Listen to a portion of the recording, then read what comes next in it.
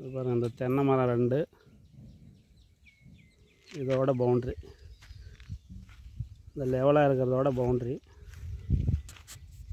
இப்படியே பார்த்தீங்கன்னா கீழே அங்கே பாருங்கள் 2 வயல் நெல் பண்ணியிருக்காங்க.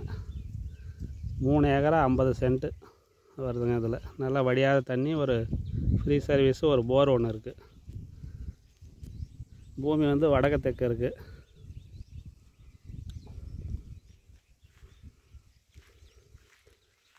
அப்படியே பாருங்கள், மெயின் ரோட்லேருந்து பார்த்தீங்கன்னா ஜஸ்ட்டு மொரப்பூர்லேருந்து ஒரு 2 கிலோமீட்டர் வருமா, அவ்வளோதான். மொரப்பூர்லேருந்து 2 கிலோமீட்டருக்கு உள்ளே இருக்குங்க.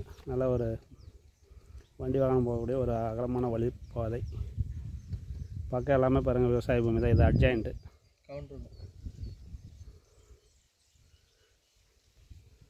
பூமியை சுற்றி கீழே வரைக்கும் பாருங்கள். அப்படியே மண் ரோடு போகுது. வண்டி வாகனம் போகிறதுக்கு எந்த தொந்தரவும் இல்லைங்க. அப்படியே பார்த்துக்கோங்க.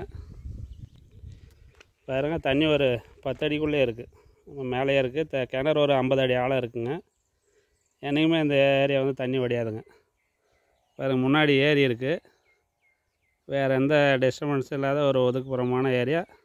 மொரப்பூர்லேருந்து ஒரு 2 கிலோமீட்டரில் இந்த பூமி இருக்குது.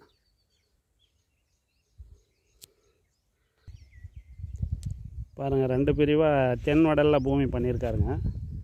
இது ஒரு பிட்டாகவும், இந்த பக்கம் பாருங்கள் கிழக்கு பக்கம் ஒரு பிட்டாகவும், அப்படியே 2 பக்கம் 2 பிட்டாக பண்ணியிருக்காரு. ஒரு செம்மண் சாயல் பூமிங்க. பாருங்கள், போர் இருக்குது. வாழை, தென்னை மரம் கம்மியாக தாங்க இருக்குது. 3 தென்னை மரம் இருக்குது. நெல் பண்ணியிருக்காங்க பாருங்கள். பாருங்கள், அவரை போட்டிருக்காங்க.